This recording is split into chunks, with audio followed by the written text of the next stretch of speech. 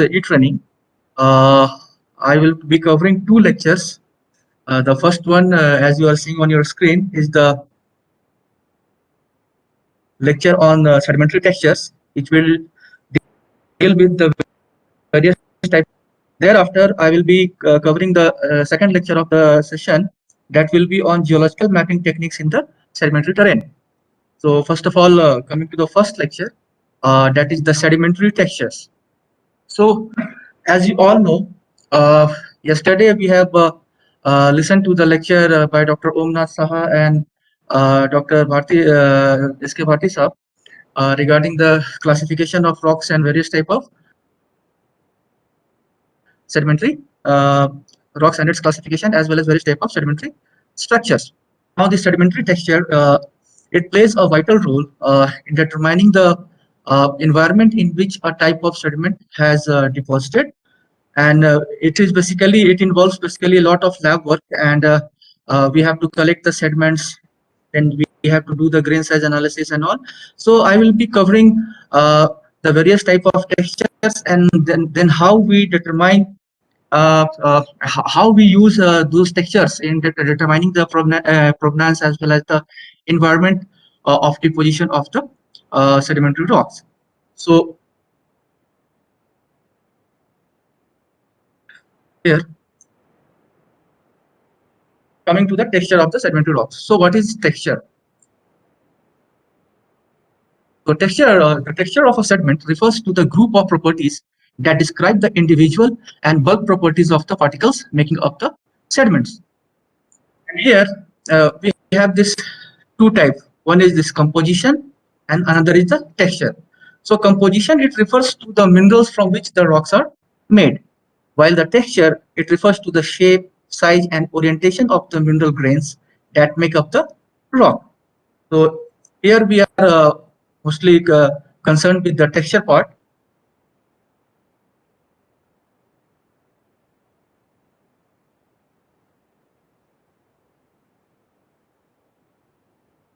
So what are the various textural parameters? So these are the various textural parameters. As you can see, first one is the grain size, then we have the grain shape, and then we have the fabric of the sediment, which deals with the porosity and permeability. So in the case of grain size, it can be either individual grain size or it can be bulk. In that case, it is called the grain size distribution when we refer to the population of the in the grain shape, we refer to the grain morphology, which deals mostly with the form, roundness, surface texture, and micro relief of the grains. And the third component, that is the fabric of the sediment, it refers to the porosity and permeability, and these are the secondary properties that are related to each other, and they refer to the grain packing as well as the grain orientation. So we will be covering one by one. So first of all, what is clast and what is the fragments that make up a sedimentary rocks are called the clast, and they may range in size from silt through sand to gravels. And in the gravels, we have this granule, pebble, cobbles, and boulder. Am I audible? Yes, you are audible. So coming to the matrix. So matrix is the fine-grained material that lies between the clast, and there is no absolute size range for the matrix.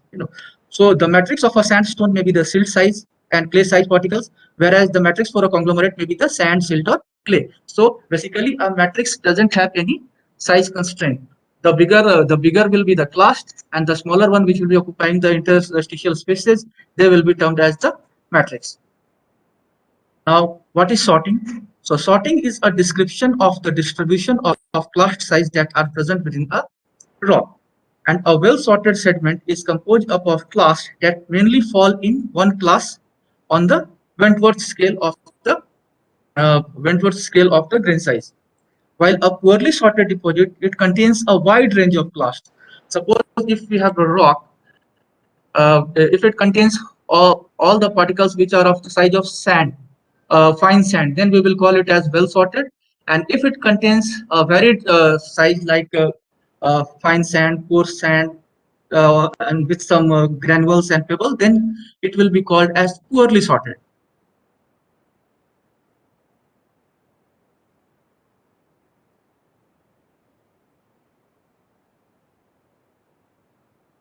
Now, sorting is a function of the origin and transport history of the tetraester. So, the sorting is a function of the transport and origin history. So, as a sediment, when it is broken up from the provenance or the source rock, it is mostly coarse to very coarse, angular, and as the transportation takes place, then there is a gradual abrasion of the grains. The sides are chipped out, and as it moves more and more, it is transported more and more. It started to approach towards the more equilibrium shape, that is towards the roundness. So that is called the sorting, and it is a function of the transport history of the detritus. With increased transport distance or repeated agitation of a sediment, the different sizes tend to become separated, and a visual estimate of the sorting may be made by comparison with a chart or calculated from the grain size distribution data. Now, the shapes of the clast, the shape of the clast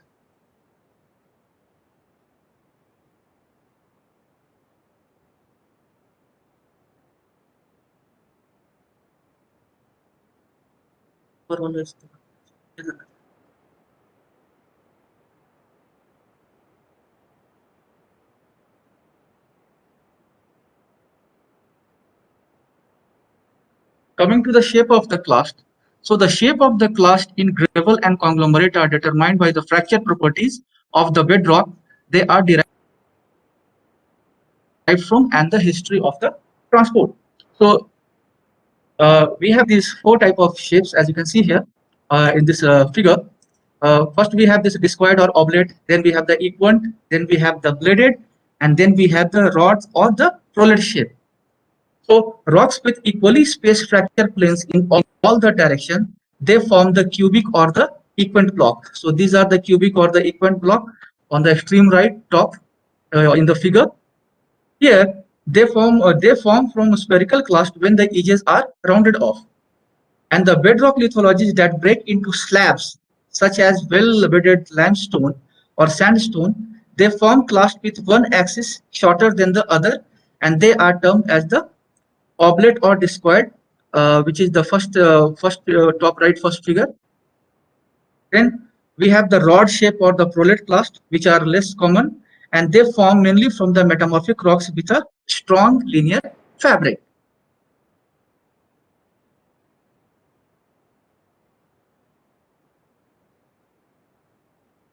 Now, what is clast roundness? So during the sediment transport, the individual clast will repeatedly come into contact with each other and the stationary objects. And as they come in contact with each other, there will be abrasion, which tends to reduce the sharp edges. The sharp edges tend to be chipped off first, and the abrasion smooths the surface of the clast. As it progresses, there is a progressive rounding of the edges with prolonged agitation of the sediment, and hence we can define that roundness is a function of the transport history of the material. The more sediment or a clast is transported, the more it will tend to become rounded. And roundness is normally visually estimated, but may also be calculated from the cross-sectional shape of the clast. So you can see here in the bottom right, we have the figure uh, which shows the various type of roundness. You can see we have this well-rounded, rounded, sub-rounded, sub-angular, angular, and very angular. Now coming to the clast sphericity. So what is sphericity? A sphericity is an inherited feature which depends upon the shape of the fragment which formed during the weathering. A slab-shaped clast will become more rounded during the transport and become disc-shaped, but will generally retain its form with one axis much shorter than the other two. Similarly, it is the case with other also. So here you can see in this figure, the top part here, it refers to the low sphericity. Here most of the most of this class, they are in the well-rounded category. It is rounded, although but one axis is longer than the other axis. While in case of high sphericity figure, you can see it is approaching the shape of a perfect sphere.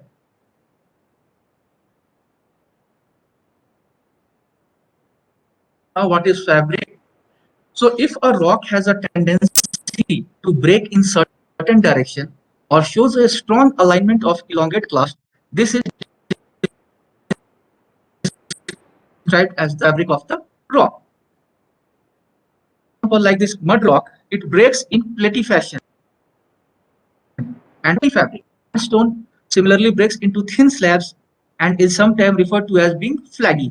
So here you can see in the bottom right, we have the picture of a flaggy sandstone, while on the left side we have the picture of a shelly fabric. Here the shale they break up in this fashion.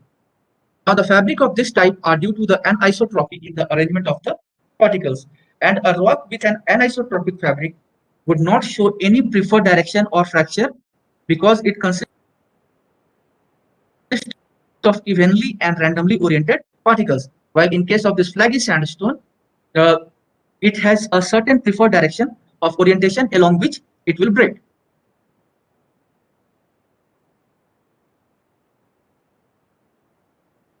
Now coming to the grade scales. So these grade scales, they define the limit to a range of grain sizes for a given class of grain size.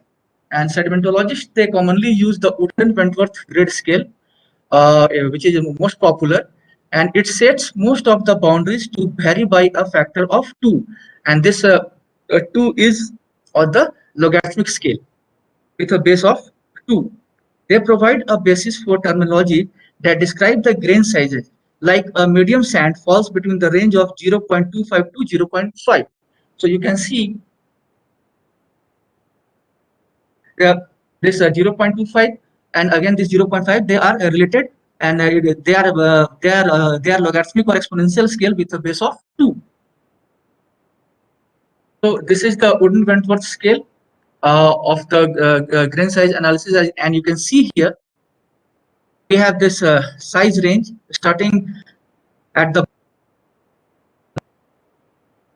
bottom from clay.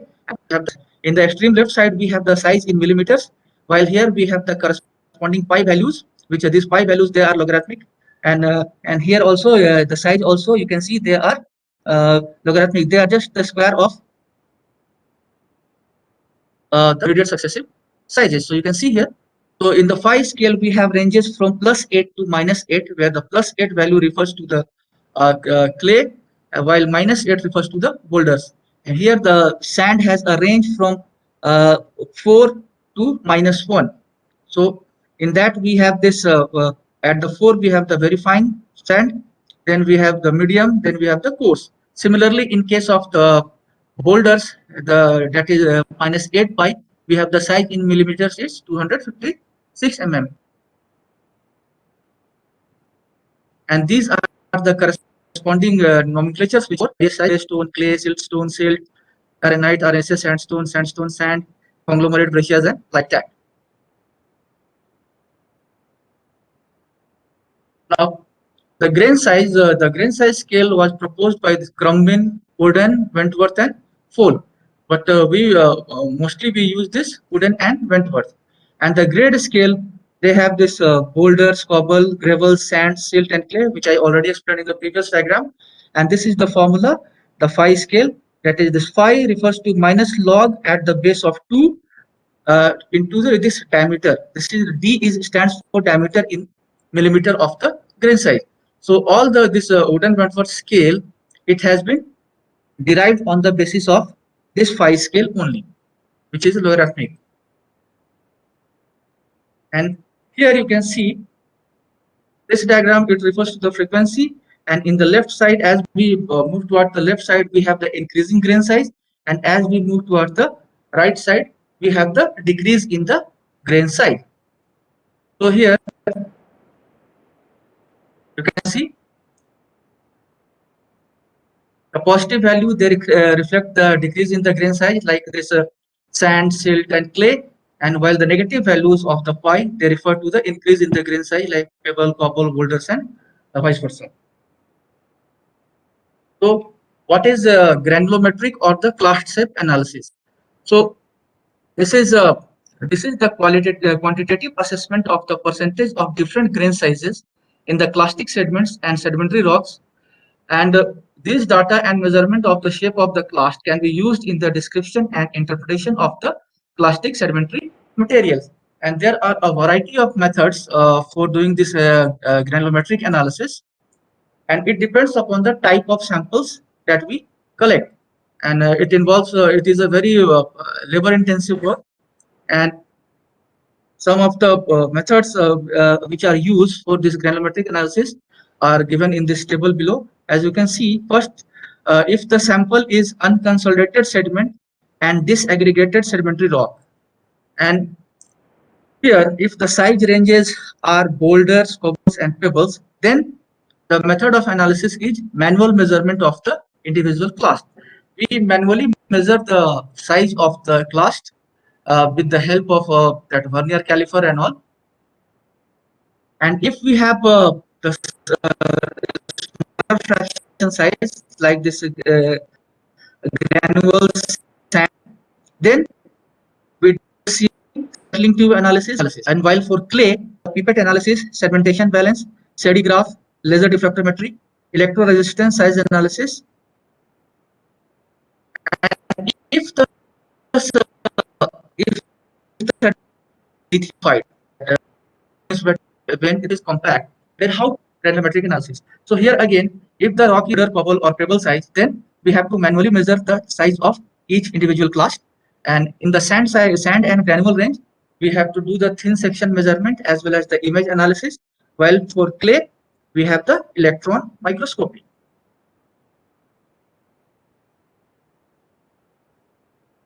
So for doing the grain size analysis of the unconsolidated sediments, we use this ASTM sieves and the Rotap machine. So each sieve here, the sieves are placed in the Rotap machine, and it is shaped for 15 to 20 minutes. And each of the sieve, they collect the respective size ranges. And after running the samples, series of sample, we collect the data, and that data is represented in the form of this table. So this is the grain size data table. So here you can see these are the size ranges in the pi scale. You can see here these are the size ranges, and these are the weights of the individual sediment collected in different sieves, and this is the weight percentage, and this is the cumulative weight. So by using this cumulative weight percentage data, we plot this on the graph, and we get various type of graphs, and we analyze the grain size data. So we used to display the grain size data by various type of graphical tools. First one and the most simplest is the histogram. It readily shows the relative amount of sediment in each size class. And here each bar white equals to the class interval. Like in this figure, we have the class interval of 0.5 pi, and the bar extends from the maximum size to the minimum size for each size of the class. So here you can see we on the y-axis we have the individual weight in grams, while the x-axis is the grain size in pi. So, and this is the individual weight percentage. So this is the most simple way of displaying the grain size data of a sedimentary rock doing the grain size analysis. The second method we utilize is frequency curve. So frequency curve is just one step ahead of the histogram. Here we used to join the midpoints, of the individual pillars or the bars, and we obtain a curve. So this curve also, there's a smooth curve that joins the midpoint of each bar on the histogram. It is also a way to represent the variation in the grain size of a particular sedimentary rock. Then we have the cumulative frequency curves. So it is a smooth curve that represents the size distribution of the sample. And here several curves for different samples can be plotted together on one diagram for comparison of the samples. So here in this figure, it represents the grain size variation of one sample.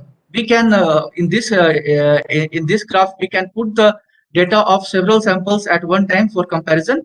So it is much easier to compare various samples a single this single cumulative chart. Then fourth one is the now after this we have how we describe this grain size distribution. So this Folk and Ward they have introduced a graphic method to estimate the various statistical parameters describing a grain size distribution using only the percentile taken from the cumulative frequency curves. So these are the various statistical parameters like you can see this is the median, which refers to the mid value. Then we have the mean, which is the average of all. Then we have standard deviations, skewness, and kurtosis. And each of these statistical parameters are used to describe the various components of the grain size distribution.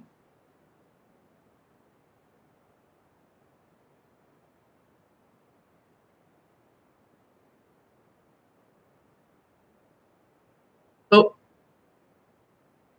first is what is this standard deviation? So the standard deviation is also referred to as the sorting coefficient or dispersion coefficient of a sediment, and it is referred by this Greek letter sigma, and it shows the measure of how much variation in grain size is present within a sample. Here you can see it is present within a sample. So in the given figure you can see here 68% of the total weight of sediments they fall within plus to minus 1 standard deviation of the mean. Graph we have the mean at the center, and from the mean on the left side and as well as on the right side we are having a population of more than almost 68% of the sediment population is lying within this. So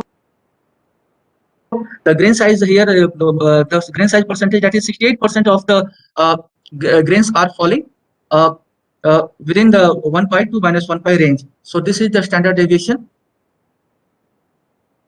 Now we have this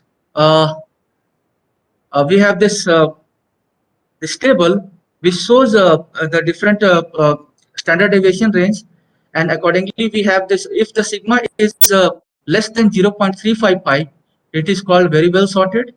If it is lying between 0.35 to 0.5 pi, we have the well sorted, and if it is lying from 0.5 to 0.71 pi, we have moderately sorted. And in the same way, if the sigma value is greater than 4 pi, it is extremely poorly sorted. So this is the a visual picture of that standard deviation. You can see here in the thin section how it can be used to compare. So you can see here this is from 2 to 4 pi. We have this. It is the very poorly sorted, and it looks like this. When this standard deviation is from 1 to 2 pi, where it is called poorly. It refers. It looks like this. The same way, if it is well sorted, then it is where all the grains are of almost same size. Here we have the standard deviation that is less than 0.35 pi. So next is skewness. So skewness is a measure of the symmetry of the distribution, and in this we have three cases when skewness is equal to 0, greater than 0, and less than 0. So when the skewness is equal to 0, then the graph is perfectly symmetrical. You can see this is the median line, and it is in perfect. The left side and right side are perfectly symmetrical. and here median equal to m, and it is perfectly symmetrical curve. We obtain this perfectly symmetrical curve.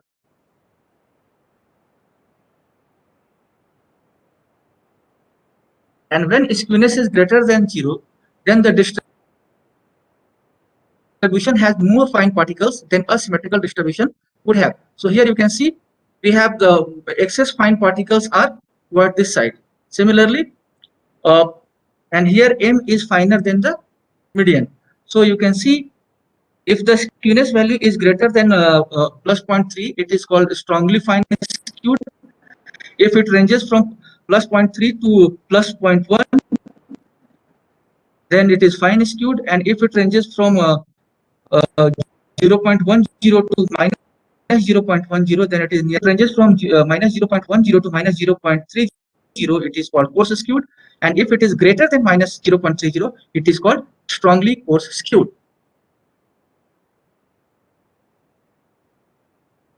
And the third case, that is when skewness value is this less than 0, then the distribution has more coarse symmetrical distribution than it would have. So the distribution is said to be coarse-tailed. So here you can see majority of particles, they are tending towards the coarser side, and here this mode is coarser than the median.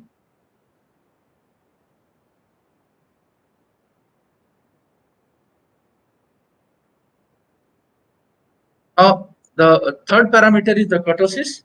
So kurtosis refers to the sharpness of the peakedness, the sharpness of the peakedness of the frequency curve, and you can see it refers to the sharpness of the peaks.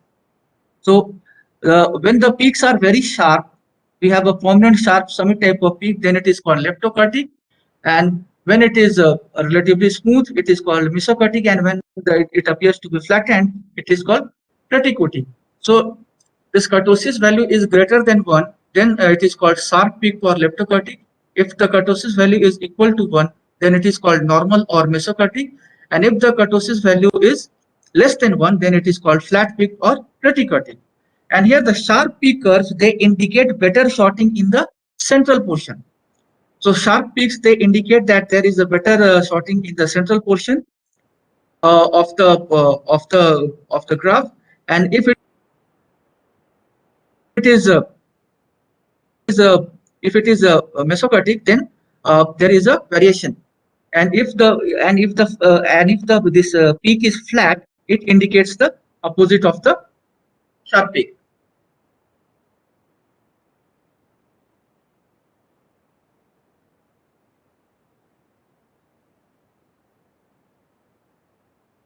Now coming to the class shape analysis.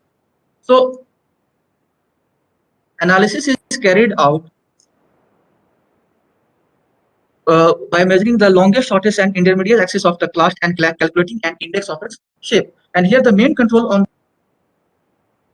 the shape of the material eroded from the bedrock in the source region.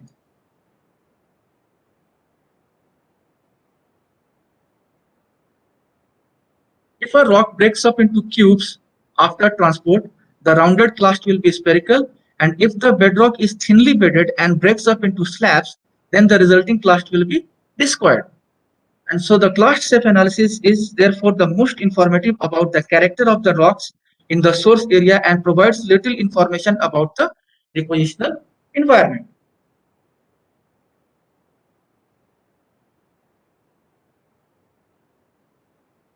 Now coming to the maturity of the terrigenous clastic material. So the degree of maturity, it refers to the extent to which the material had changed when compared with the starting material of the bedrock it was derived from.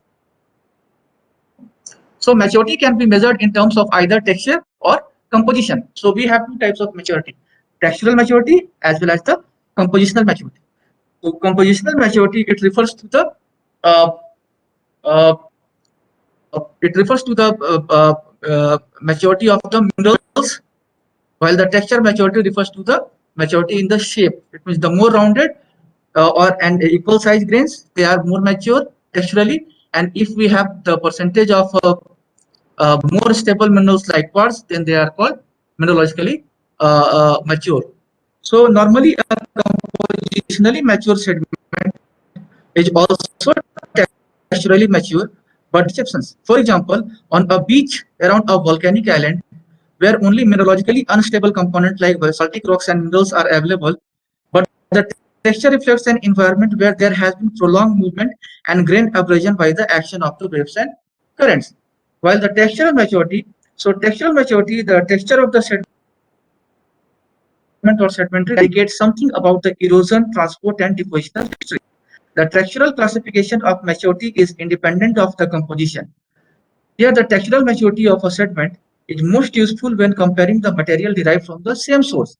While maturity often increases in a river, and once the same sediment reaches a beach, the high energy waves will further increase the maturity. So, as a sediment moves from the source or the provenance towards the sink or the basin, it is normally it undergoes lots of transportation. So there is an increase in the textural maturity.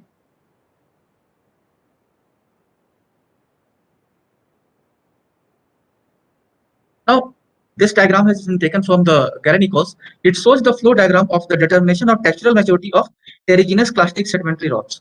So you can see here, if if the mud if the textural maturity of it refers to the textural maturity of the sandstone. So here, if in a sandstone the mud content is greater than is less than 15%, then it is called arenites.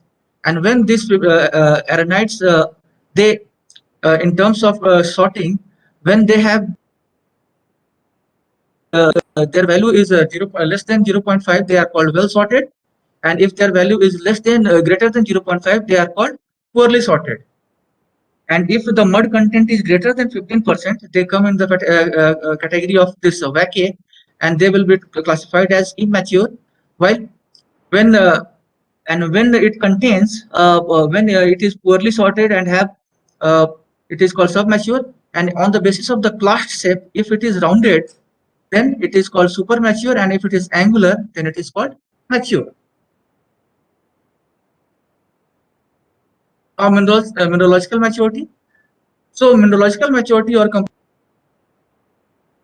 compositional maturity is a measure of the proportion of resistant or stable minerals present in the sediments. So the proportion of highly resistant clasts such as quartz and siliceous lithic fragments in a sandstone compared with the amount of less resistant labile clast type present such as feldspar, most other mineral types and lithic clast is considered when assessing the compositional maturity. So if in a sedimentary rock, if we have a more percentage of resistant clast like quartz, then we say it is that it is compositionally more mature. And if it consists more of the clast less robust mineral, then it is called compositionally immature.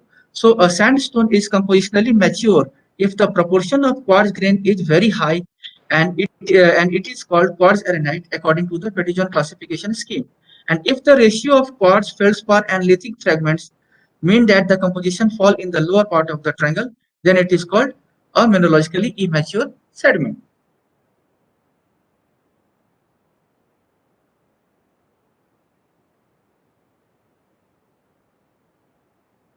So with this, I come to the end of my lecture.